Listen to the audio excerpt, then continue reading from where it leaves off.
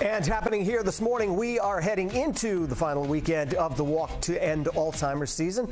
Two are coming up this weekend in Rhode Island as part of the world's largest event to raise awareness and funds for Alzheimer's care, support, and research.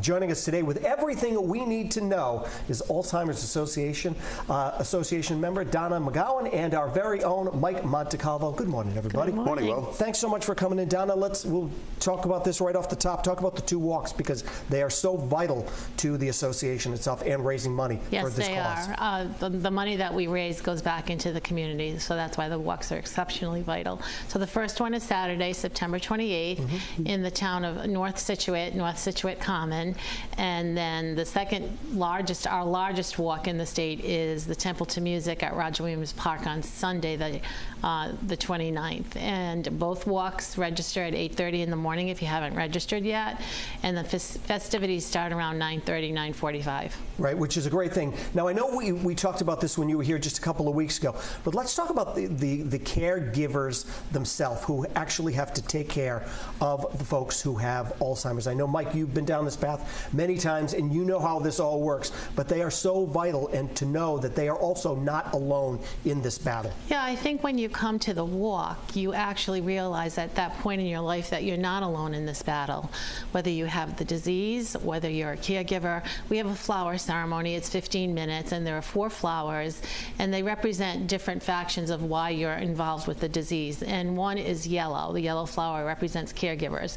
So we ask everybody to hold up the yellow flower. We do a little bit of segment about what that means, and we ask them to keep that flower up in the air. And we go through the other 4 colors, the advocates, the person living with the disease, and someone who's passed away with the disease. They're honoring that person.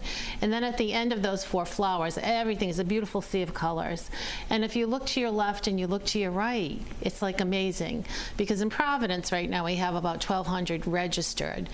They'll probably be 1,500 to 2,000 if it's a good day, and right. Tony Petrarca has promised that. So well, we'll see. If Tony says it's going to happen, it's going to happen. So when you see that display looking out, it gets very emotive for me. I'm sure, Mike, you have the same feeling because we're up at the temple speaking out, and so it's so emotive to see that beautiful sea of colors and to know that people are just not alone in this fight. That's right. Well, and Mike, I'm sure even on a more personal level, you've been involved with the Alzheimer's Association because of your family as well. But for you, even on a personal level, knowing that you were not alone in the caregiving, it's a battle as well. So you saw the promo before we started talking with my kids. Right. You know, they're 28, 29 and 25 now. They started very young. They grew up with Alzheimer's, when you really think about it. Right. My mom had Alzheimer's. My father passed away in February from dementia. So, you know, they knew that it was a family project.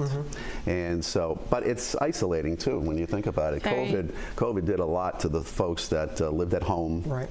Even though they had caregivers. Donna, can we talk about some of the progress and the research that is going on to hopefully someday put an end to this horrible disease, or at least slow the pace down of this disease? Absolutely. We are in the era of treatment. Well, it's very exciting times to be able to say that. Yeah. And we have 2 drugs that are FDA approved for those folks that are on early stages of the disease, and it's an infusion. They're infusion based, and we do have a clinic here in Rhode Island. Butler Hospital is administering the drugs as well, and the name of the drugs are Leqembi and donanemab.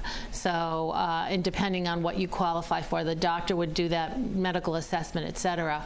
But one drug, Leqembi, is an infusion drug that I believe is once a month, and donanemab is twice a month.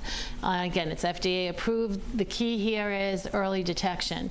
So if you think someone is not acting properly, right, and that they're just not simply a little bit forgetful, you really need to get a diagnosis, because now we have drugs that will attack in early onset and give those folks in the early stages of the disease a longer quality of life in that phase 1.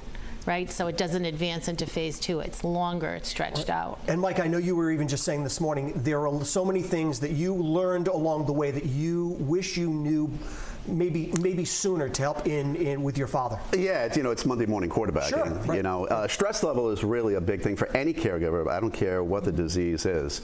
The stress level, it can really bring you down. So you need to get out. You need to do things. You need to see your friends.